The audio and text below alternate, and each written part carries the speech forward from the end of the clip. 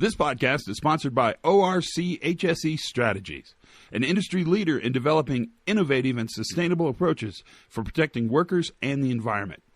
ORC membership includes EH&S vice presidents, directors, and senior managers from over 120 large global corporations in 20 different industry sectors. Many member companies like General Electric and Alcoa and GM and ExxonMobil and DuPont and Duke Energy and Siemens Healthcare Diagnostics and Allergen and Procter & Gamble and 3M have very well-established reputations as industry leaders in EH&S. That's like reading the greatest hits list. The value provided by the organization comes from harnessing the collective wisdom of all of these members and from the guidance and facilitation and expertise from the staff with decades of experience in EH&S. If you're interested in learning more about the unique opportunities available through ORCHSE, please contact Linda Haney at 202-510-0509. Or you can pop Linda an email at linda.haney@orchse.com. That's Linda, Linda.Haney, Haney, at orchse.com. Now, the podcast. Give me like a 5 count. Let's hear what I got. As in 5, 4, 3, 2, 1? That's exactly. Now, that was very Australian because here on the other hemisphere, we'd have said 1, 2, 3, 4, 5. But that makes sense. That's perfect. When you're upside down, everything is backwards.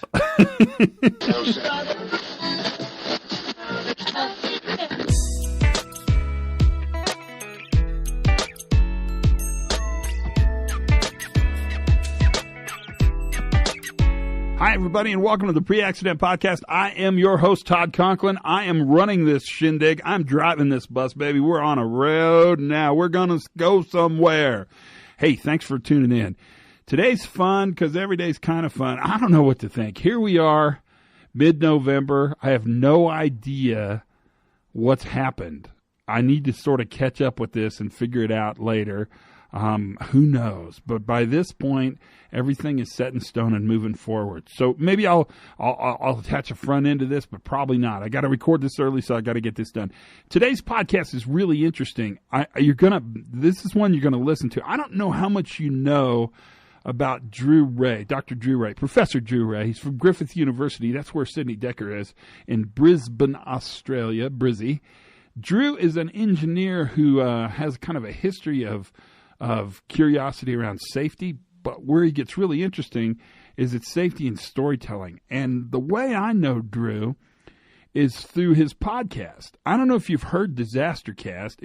It's fun. It's really interesting, where he kind of digs in and tells the story of detailed failures. We'll talk about it in the podcast, but I was really dying to get Drew on, and it kind of all worked out. I mean, everything was sort of perfect in a way.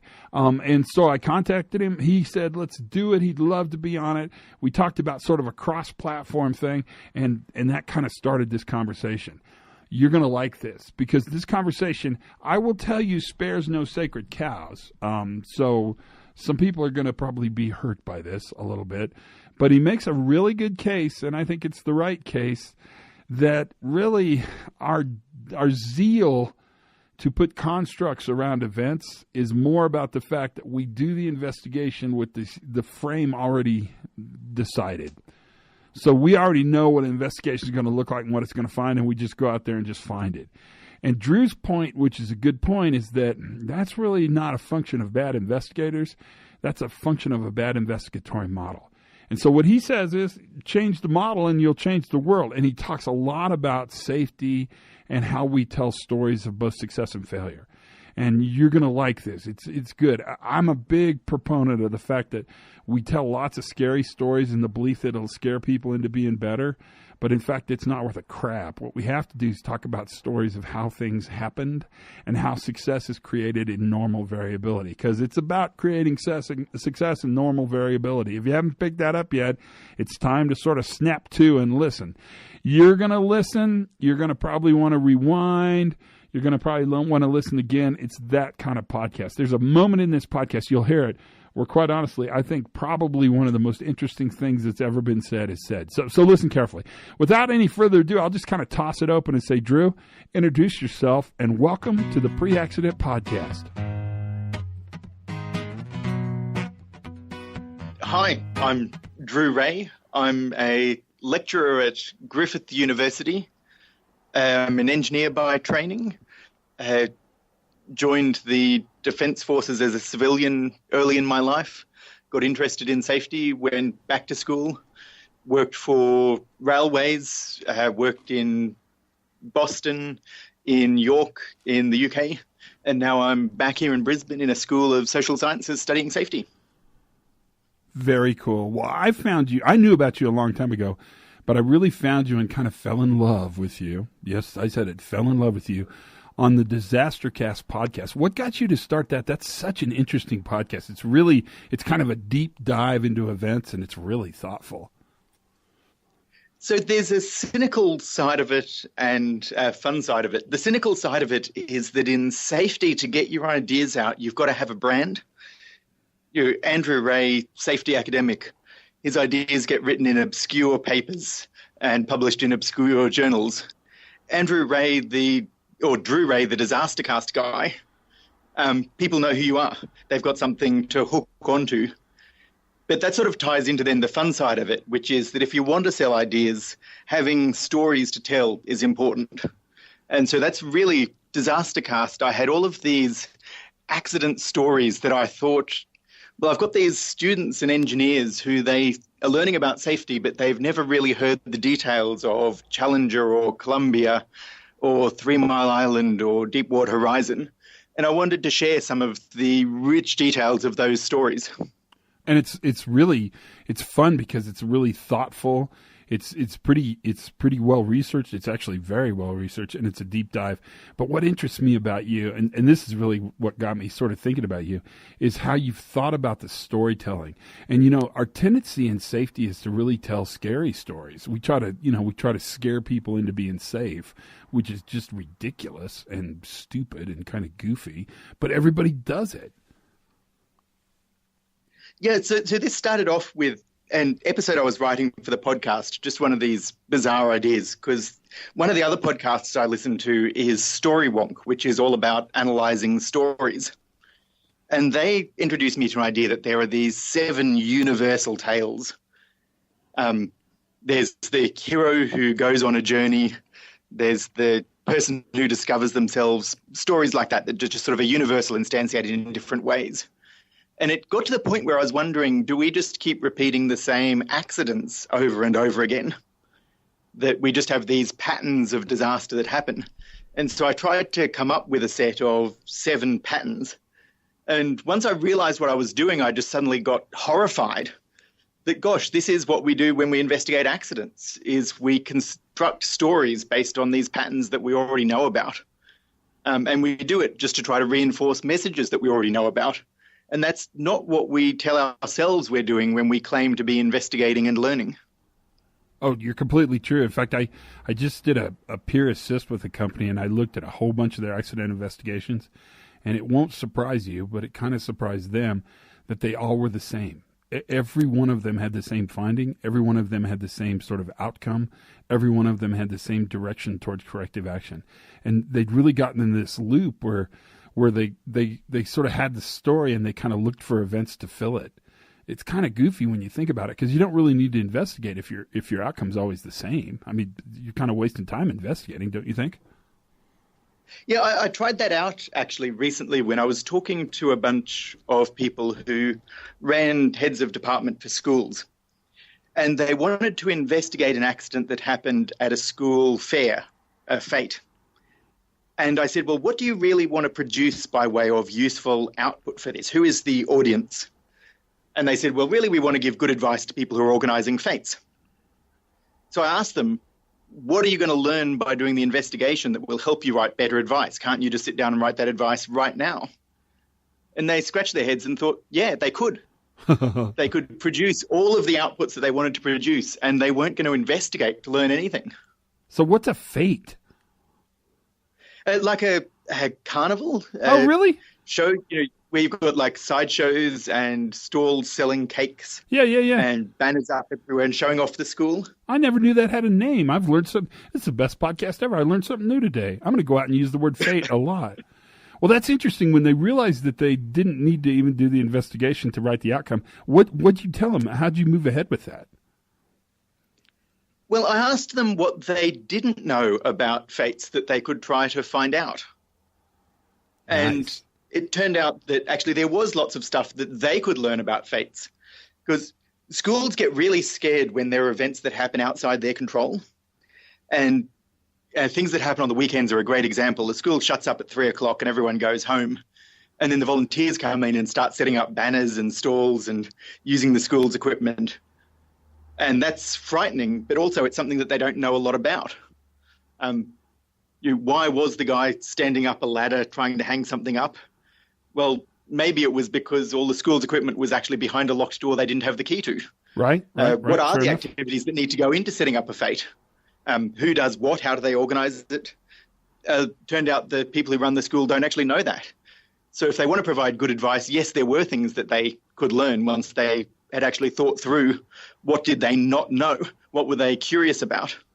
That's so interesting. So if you had to give advice to safety managers, because you kind of know who listens to this podcast, so it's safety people, a lot of high performance computing people, pilots, doctors, nurses, the crowd. That's a good crowd.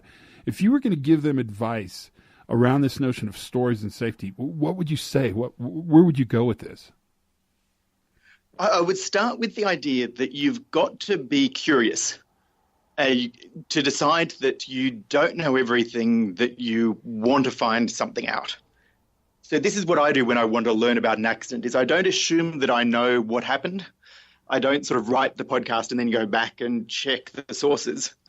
I say, well, okay, what do I not know about this? What am I interested, curious about?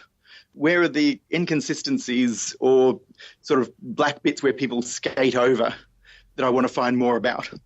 And that curiosity, that assuming that there is something that other people can tell you instead of the other way around, is always at the heart of learning new things.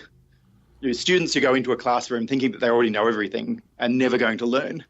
Investigators who think that they can tell people how to be safe are never going to learn. They might successfully tell people how to be safe, but they won't actually investigate. They'll just communicate. So that preconceived bias sort of sets up, it's really kind of a confirmation bias in a way, isn't it? I mean, they sort of set up reasons to support what they thought already. Yeah, and the big clue is paradoxical. It's when someone says, I'm going into this investigation with an open mind.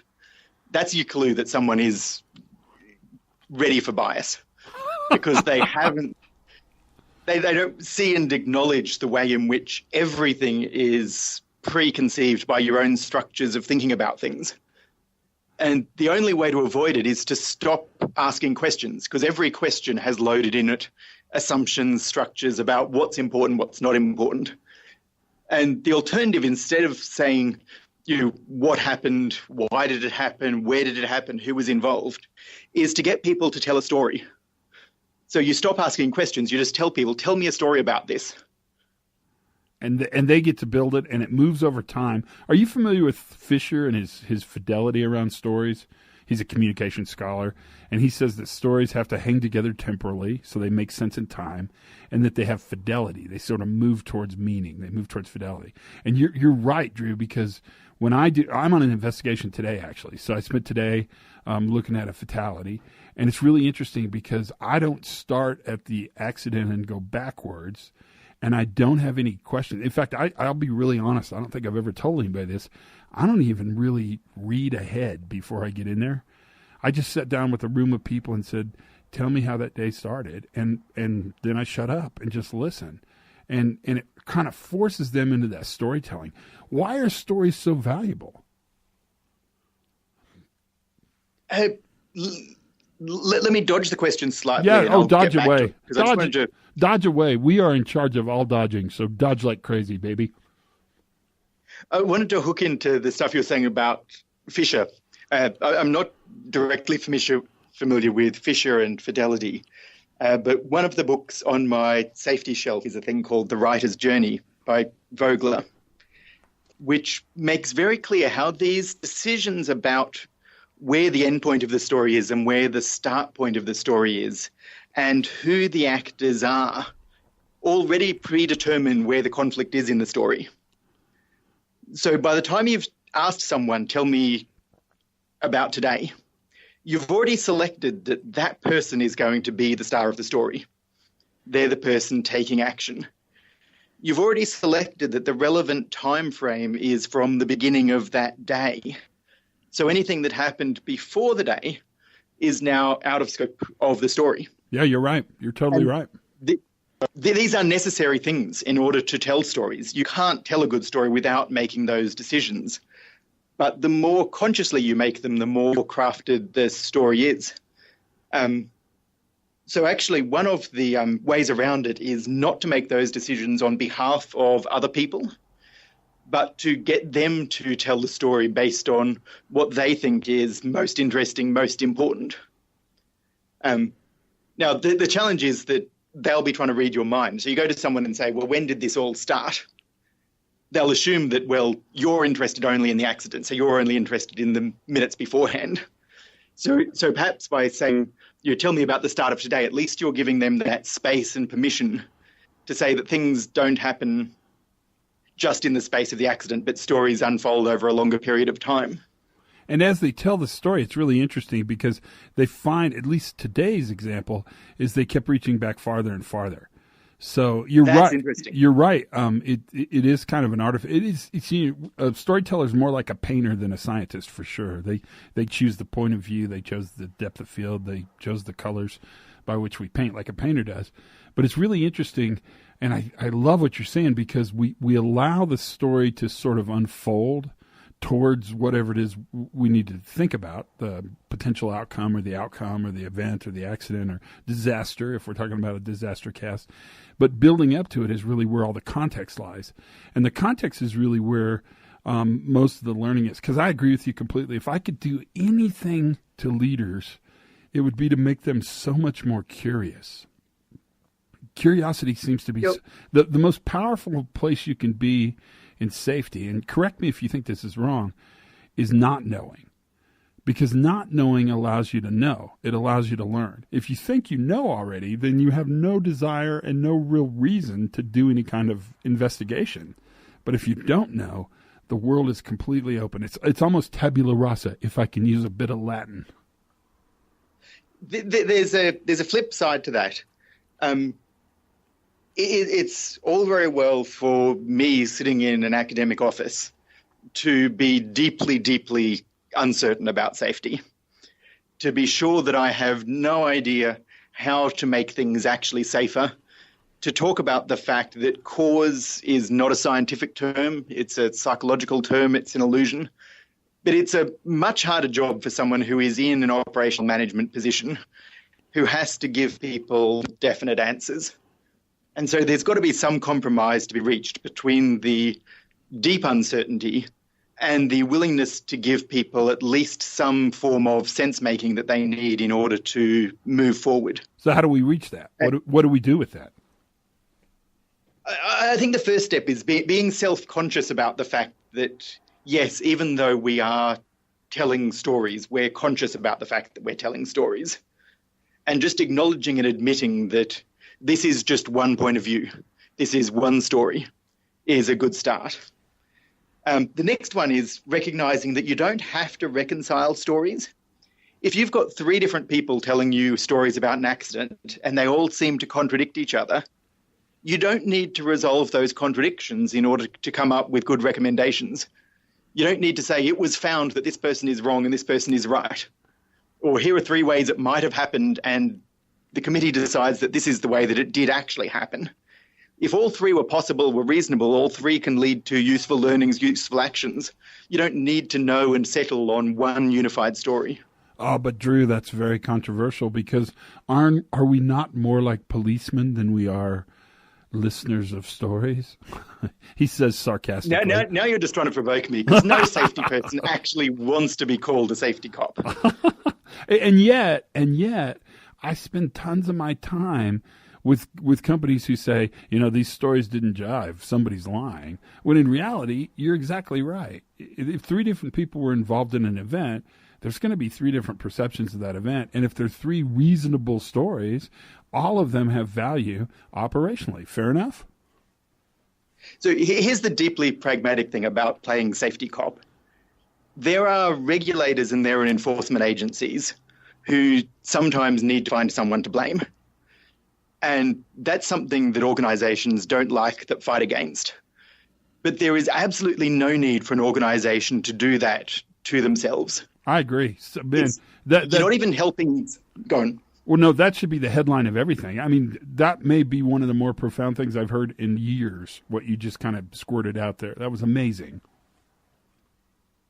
You don't need, even for the sake of safety, to blame yourself as an organization for things going wrong. You're doing the job of the people who need to blame. So a classic thing is an organization will produce an accident report and say, it has found that our supervision was deficient. And it achieves nothing to do that. No supervisor is going to improve their supervision because some safety geek has come and told them they're a bad supervisor. The regulator is going to be tearing their hair out because they weren't planning to prosecute, but now they've got documentary evidence forcing them to prosecute because you've just admitted breaking the law by providing deficient supervision. And no one has learned anything about what supervision is, could be, should be, might be. But organizations keep wanting to do this, findings in recommendations, coming to definite conclusions. Why do you think that's the case? Bad habit? Man, I was afraid you'd say that. I wanted it to be, I don't know what I wanted it to be, but I do think it's kind of bad habit. I think they believe that's what they're supposed to do. Yeah, I don't even think it's one of those things that is psychologically necessary. Sense making is necessary. People after an accident have had their worldview disrupted. Yes. The way they thought things were is not how it was, and the world is a scarier place. It needs to return back to normal. So the need to have explanation, the need to have sense making is important. But this idea about language and root causes and findings, all of those are rituals that have built up around the sense making. And you can strip those back and still provide very psychologically satisfying stories and very positive recommendations to improve the future. In fact, if I may, I think when you strip those back, you provide more satisfying and more effective recommendations for the future. The causal trap that people fall into sort of makes them respond in quite a linear fashion. That's how you write the same corrective actions for a million different investigations. It's really that open sort of understanding of the holistic nature of what either happened or could happen that draws people into more imagination. They're more creative. They're certainly more appreciative. Yes, I agree.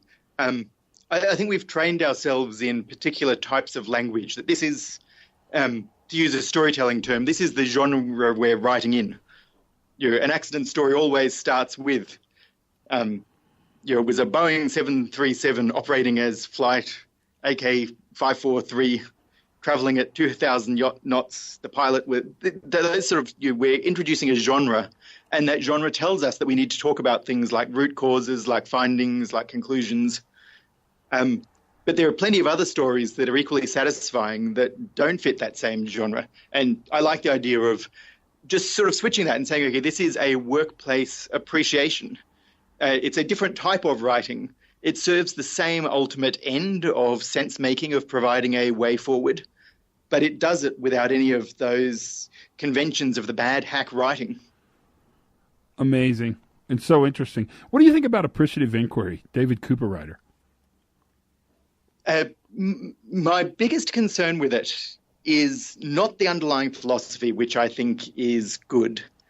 It's that it still falls into the trap of asking questions rather than collecting stories. And it asks the questions with a particular mind frame that hits on the difficult intersection between safety 1 and safety 2, which is that there are some things which are bad, and we know they're bad because they lead to bad outcomes.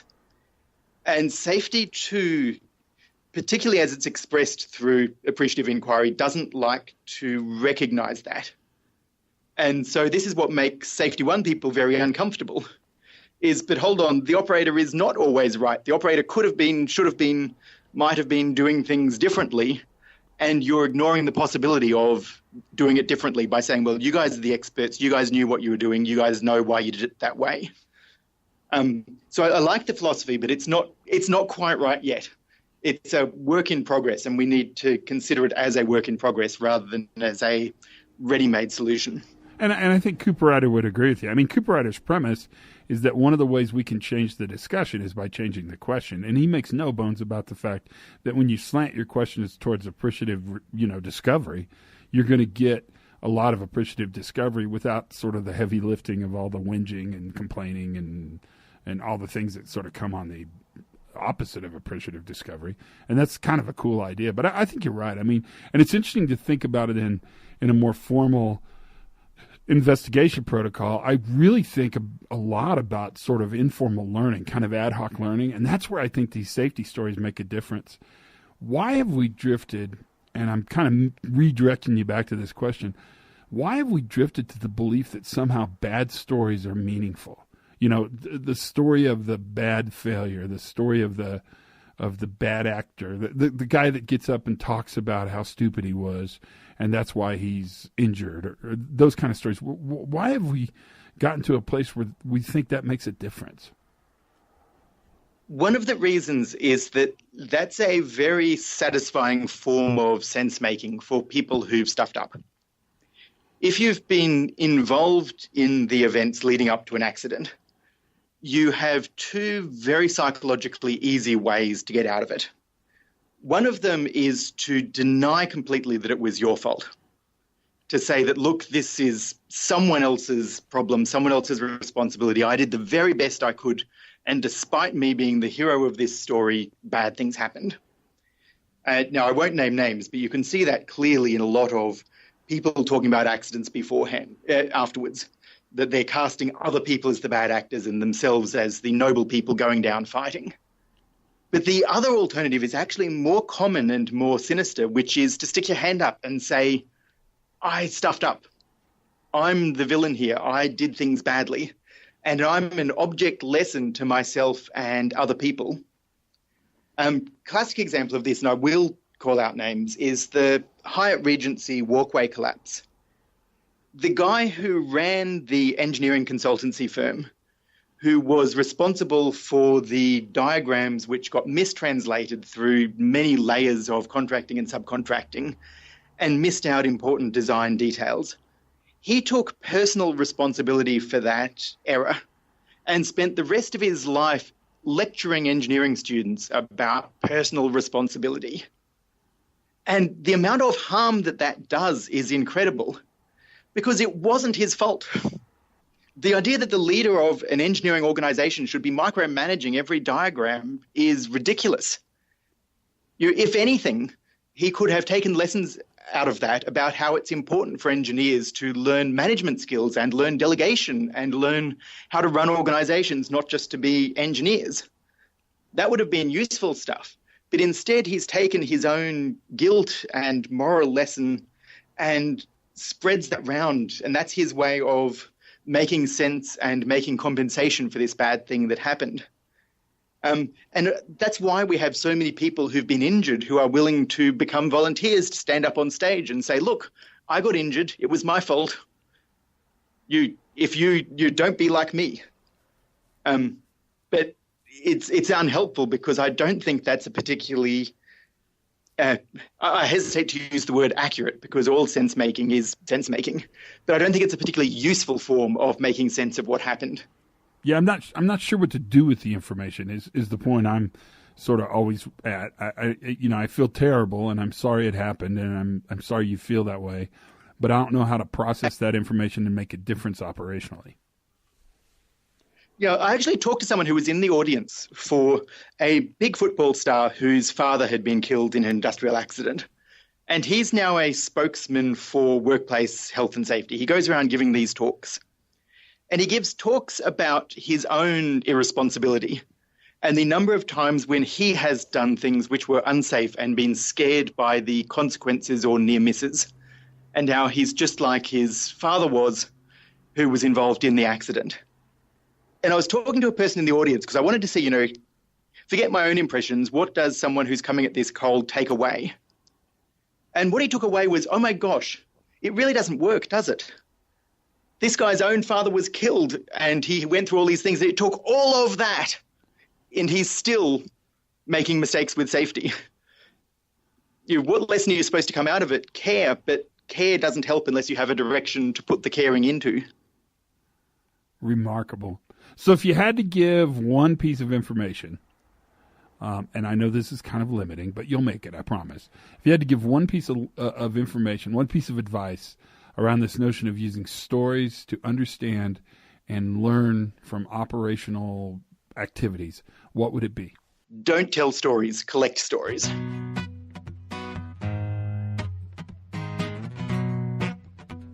What'd you think, huh? I don't even know where to get, but where do I begin to talk about this? He's an interesting cat. He's got a book coming out soon, which I'm sure I'll talk about more on the podcast, which sounds interesting. But his stuff around, he really sort of takes these fear stories to task and says they're not just bad. They actually send the wrong message and do the wrong things. I think his notion that there are people that need to blame, the regulator, right, the compliance enforcement people. But if organizations who don't need to blame choose to blame, they're actually putting themselves in a position where they're making blame decisions that simply don't need to be made. That is very powerful. Holy guacamole. Ay, ay, ay, ay, ay. I don't know. What are you thinking about the podcast? Any ideas or concepts? Or I haven't asked this in a long time, but if you've got people you think should be on this, tell me. Got a couple cool people lined up for sure. So that's good news. Other than that, the podcast is going great. Gosh, thanks. We're well over 200,000, which is a big deal, and that's kind of cool. Mostly it's just good stuff. The dumb YouTube page is even getting a lot of hits on it. So I think everybody's kind of enjoying it. It's doing exactly what I hoped it would do, and I hope it's doing what you hoped it would do, and I hope it's not boring or stupid or anything. I don't know. Give me some feedback. Tell me what you think. For sure, subscribe. Tell your friends. Get some people to listen. That makes a huge difference.